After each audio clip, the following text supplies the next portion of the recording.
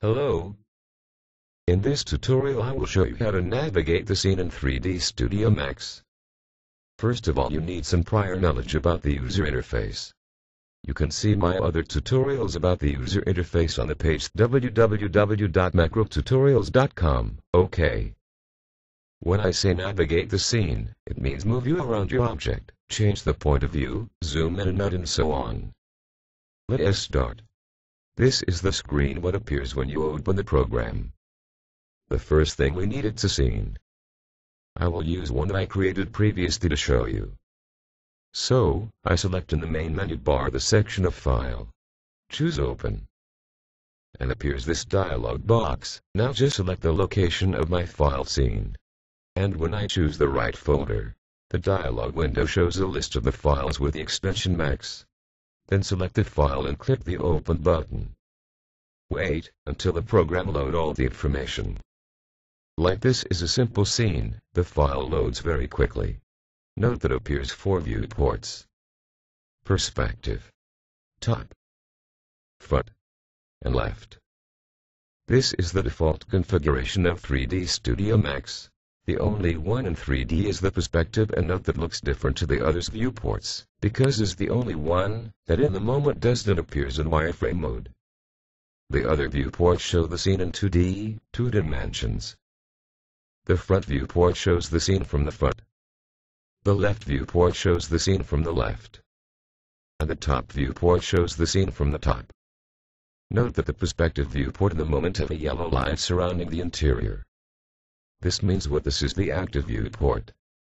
The active viewport means is the viewport selected for the rendering process and for visualize the animations. But in the moment, the scene looks confused and is not easy to visualize all, isn't? So, you can change the size of the viewport to visualize everything better.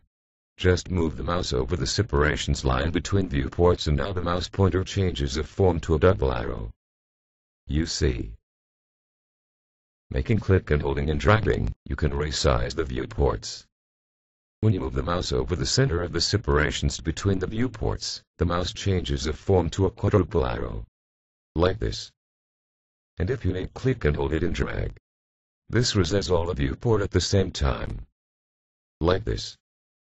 As you can see now the viewports have different sizes and the top viewport is too small. But you can maximize the size of any viewport. In the right bottom corner you can find a group of buttons. All these buttons have functions which are focused in the navigation of the scene. There is a button called Maximize Viewport Toggle. When you make left click, the active viewport is maximized. This is very useful. If you want to visualize again the others viewports, just click again the button of Maximize Viewport Toggle. And now you can see the other viewports.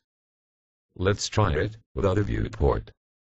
The top viewport, now that does not leave much to see. Just make click anywhere in the viewport. Note that appears the yellow light surrounding the interior, this means what is now the active viewport. And just click, left click in the button Maximize Viewport Toggle. To minimize and see all the others viewports, just click again. Exist other viewports configurations, and is easy apply it. Just make right click on the button Maximize Viewport Toggle, and it will appear the window with viewport configuration. Remember, just right click. Now, in the viewport configuration, you have several tabs. Just choose the tab of layout. Then appears different types of layouts. You can choose a layout of 1 or 2 windows, or 3 windows, or other with 4 windows. Some 1 small and 1 big, or the default window. I'm going to choose a 4 windows layout, with 1 big and 3 small. But, we want in the big viewport. The perspective. To change it, just make left or right click over the square for the viewport. And then appears a list. This list contains the possible viewports. Here appears perspective, front, back, left, right, top, bottom, and other with special features that I'll show you later. Then select perspective. Well, now, I will change the other.